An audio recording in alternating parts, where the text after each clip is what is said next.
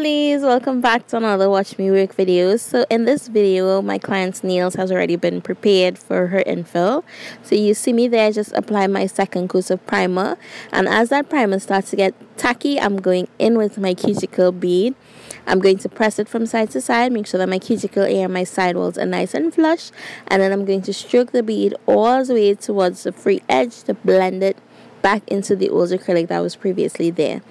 Now this is all I did for 4 of her fingers, and then on one we filed off her old design and we had to reconstruct the entire nail. So I am going to be sharing that with you guys in this video as well. However, as far as the preparation part of this video goes, I decided to dedicate a video towards that, just because I don't want to rush through how I prep my nails, and I can take you guys through it step by step on how I prep my client's nails for an acrylic application.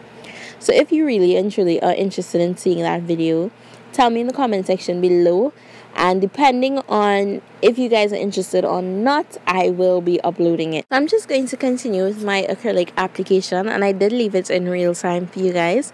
Actually, the majority of this video is in real time. The design is pretty simple, but because it is some intricate, detailed, fine line work, I didn't want to rush through it with you guys. I wanted to share, to assist, you know, as much as I possibly can when it comes to fine detailing. Now I am still learning when it comes to fine lines, but you know, I'm here to help.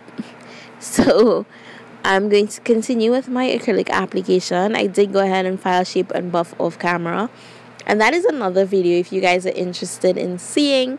Tell me in the comment section below. I do file really quickly, so I don't even bother to record it.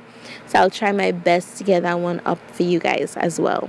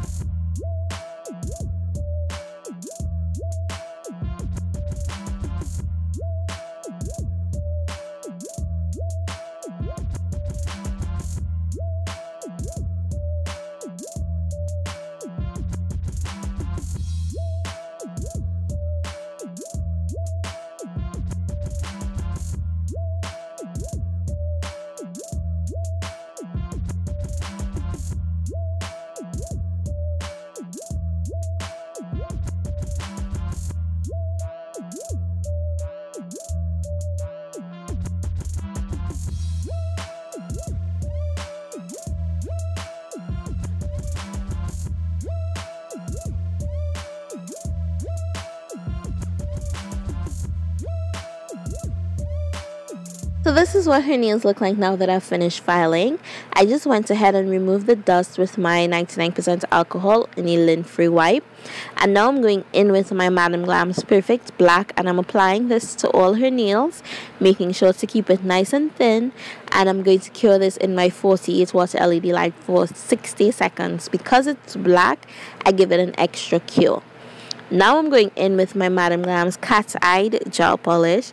Now the Cat Eye gel polishes are magnetic gel polishes. So what happens is when you apply it, it starts off as one color, and as the Cat Eye magnet is hovered over the nail and gives you the cat eye effect, you get a different color. So this one is so gorgeous, like it goes on a sort of rose gold, which I will actually rock in as a color by itself.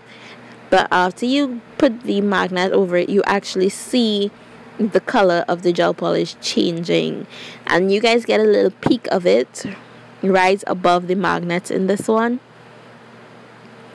And I did go ahead and flash cure in between each nail for just 5 seconds in my LED light before moving on to the next one. After individually flashing each nail, when the hand was completed, I did go ahead and give the entire hand a full cure of 30 seconds in my 48 watt LED light. And on her accent nail, I went in with my Ugly Ducklings gel matte top coat, and I cured that as well. I did that off camera. And now you see me here, I'm going in with my Vitros white gel. Now this is one of their 3-star gels, and I love it for drawing, especially on top of a background, because it's really nice and opaque. And here you see me, I'm using my Detailer number 2 Ugly Duckling nail art brush as well. So because this nail also gives off a dreamy effect, my clients and I decided that we are going to do a dream catcher on this nail. So I'm going to allow you guys to watch me do this, and I did leave it in real time, so you can go ahead and pause the video if you are going along step by step with the design. You can go ahead and pause the video at any time that is convenient to you. So I started off with a semicircle in one corner of the nail, and I colored that in, and then I did the outline of a circle, but instead of coloring it in, I'm going to take my brush and create some strokes inside of it. Now I did not cure any of these gels as yet. So after doing this, I'm just making sure that my lines are even, and I'm going to draw another outline outside of that, making it a little bit thicker than the one that we have previously.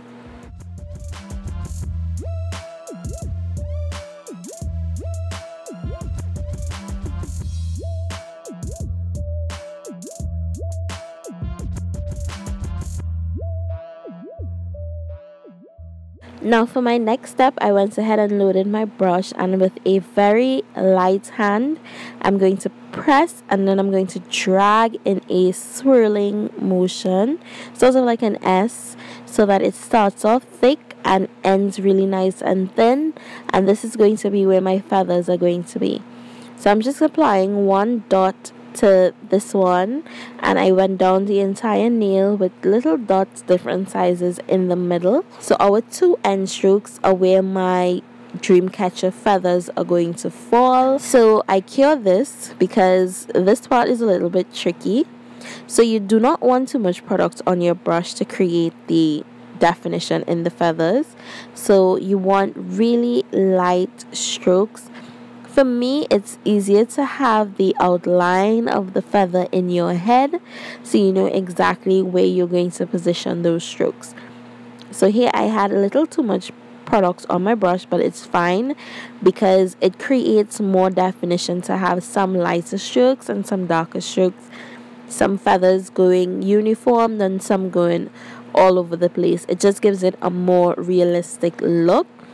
So I always keep the outline in my head as to how I want my feather to look, and then I would just go ahead and apply the strokes accordingly. Now to do this, you want to make sure that the end of your brush is loaded but not overly packed, and you're applying it with really light pressure so that you get some nice free-flowing feathers, and they look like they're blowing in the breeze, and it just gives it that natural look. I did go ahead and cure this nail for 30 seconds in my LED light again, and for the center, my client found that it was a little too plain, so I went ahead and I added some rhinestones of different sizes to match the sizes of the dots that we have on the nail. I went in with my gel matte top coat once again, cure that, and I will have a clip of the final results at the end of the video for you guys, as well as some pictures. So if you enjoyed it, go ahead and give it a big thumbs up. Don't forget to click that subscribe button if you're not yet subscribed. Tell me in the comment section below, have you ever tried the MadamGlam's Cat Eye gel polish? If you have not and you are interested in trying them, go ahead and check out the link in the description box below. I also included my 30% off coupon code so you guys can save yourself some money. And that was it for this design, guys. I'll have a clip coming up of the final result and a picture at the end of the video as well. If you enjoyed it, go ahead and give it a big thumbs up. Click that subscribe button if you're not yet subscribed, and while you're there, just click on the little bell and turn your post notifications on so that you don't miss an upload. As always, I'd love for you guys to keep safe, and I'll see you soon.